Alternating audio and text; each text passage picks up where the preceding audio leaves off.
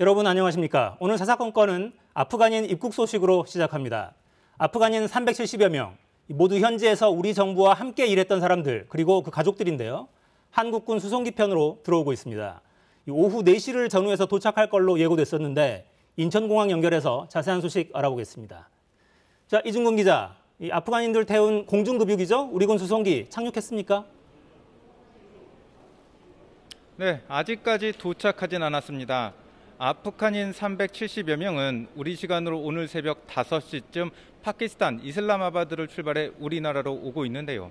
이들은 당초 오늘 오전 중에 우리나라에 도착할 예정이었습니다.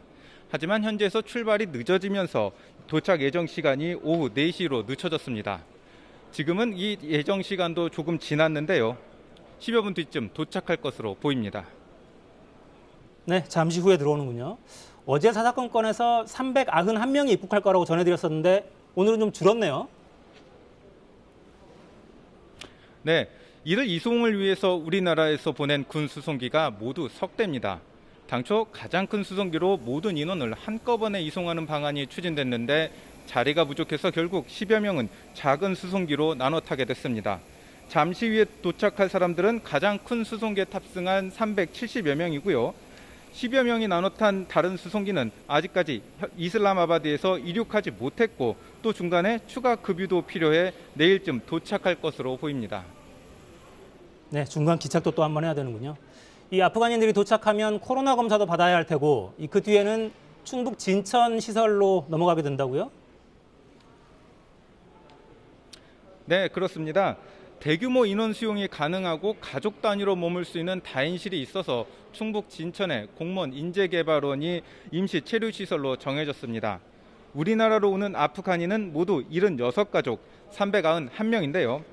입국자 절반 이상이 미성년 자녀이고 5살 이하 영유아가 100여 명, 특히 3명은 태어난 지 한 달이 채 안 된 신생아이기 때문에 가족이 함께 거주할 수 있는 시설이 필수적이었다고 정부 관계자는 설명했습니다. 입국자들은 방역 등의 이유로 공무원 인재개발원에서 6주에서 8주 정도 격리 생활을 하게 됩니다. 정부는 설명회를 열고 다시 한번 진천 주민들에게 양해를 구했는데요.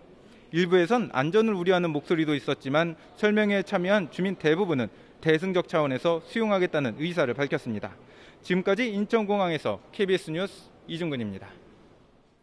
네, 한국을 도와서 일했던 친구들이 오고 있습니다.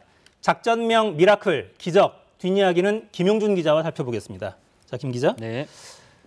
지금 오는 과정 자체가 기적에 가깝죠? 그렇습니다. 그 작전명대로 3가지 기적 포인트가 있는 것 같습니다. 우선은 왕복 2만 킬로미터에 달하는 대장정을 극복했다는 점이 첫 번째 기적인데요. 원래는 그 민항기를 투입하려고 했었는데 현지 사정이 굉장히 안 좋아져서 군용기를 투입하기로 한 거고요. 지금 그 동서 나오는 거 보시는 것처럼 이 먼 거리를 그 카불에서 파키스탄으로 먼저 옮기고 그다음에 다시 파키스탄에서 우리나라를 오는 이런 대장정인데요. 그 중간 과정에서 파키스탄에서는 공항을 또 지원해줬고 또 중간에 급유를 해야 되는 태국에서는 급유 지원을 해주는 등 국제사회 협조가 좀 있었습니다. 물론 우리 외교력이 좀 발휘된 부분이고요. 두 번째 기적 포인트는 그 현지 탈레반의 삼엄한 검문과 또 수만 명의 군중을 뚫고 400명에 가까운 사람들을 탈출시켰다는 점입니다. 마지막으로 우리 현지 대사관 직원들의 헌신도 세 번째 기적인 것 같은데요. 제3국으로 피신시켰던 우리 대사관 직원 4명을 아프간 카불에 다시 투입해서 현지 이송작전이 원활하도록 사전에 준비를 시킨 이 3가지 포인트가 좀 눈에 돋보입니다. 네, 저희 지금 준비되어 있는 사진이 있죠. 사진을 좀 볼까요? 네. 네, 이게 이제 현지 공항에서 다시 만난, 그러니까 대사관 직원을 다시 만난. 예. 그 앞에 지금 안경 쓴 인물은 김일흥 주 아프가니스탄 공사 참사관으로 추정이 되는 인물이에요. 경황 없이 떠났는데 다시 데리러 오겠다는 약속을 지킬 수 있어서 참 기뻤다. 이런 소감을 남겼다고 합니다. 자, 탈출했던 대사관 직원까지 다시 들어갔어요. 네. 준비 과정도 치열했죠? 그렇습니다. 특히나 이번 탈출 그 대상자들 중에서는 그 가족 단위가 굉장히 많다 보니까 아이들이나 영유아 더군다나 신생아까지 있었다고 합니다. 그래서 이 먼 거리를 오는데 탈출한 391명 중에서 5세 이하가 한 100여 명 되다 보니까 영유아들을 위한 특별한 그 배려도 많이 했는데요. 우선 그 수송기에 분유와 젖병도 마련을 했고요. 또 이 수송기가 그냥 딱딱합니다. 군용기이기 때문에 거기에 그 바닥에 매트리스를 까는 준비를 했다고 합니다. 무엇보다 이번 탈출에는 그 버스를 이용해서 버스 모델이라는 새로운 시도를 한 게 좀 주효를 했는데 카불 현지에 섭외된 버스 6대가 어떤 역할을 했는지 영상을 보면서 좀 설명을 드려보겠습니다.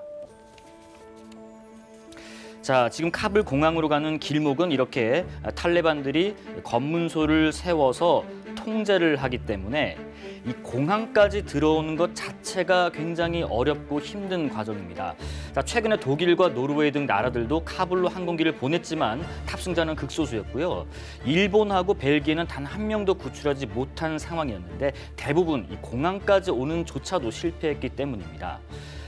개인적으로 이렇게 공항 진입이 어려우니까 버스로 그래서 우리는 수송하기로 했는데 미국이 아프간 버스 회사들과 협상을 해서 우리나라 등 우방국이 사용할 수 있도록 했고 비용은 우리가 지불을 했고요. 일본은 버스 이용을 할 수가 없어서 비행기만 그냥 오고 갔습니다.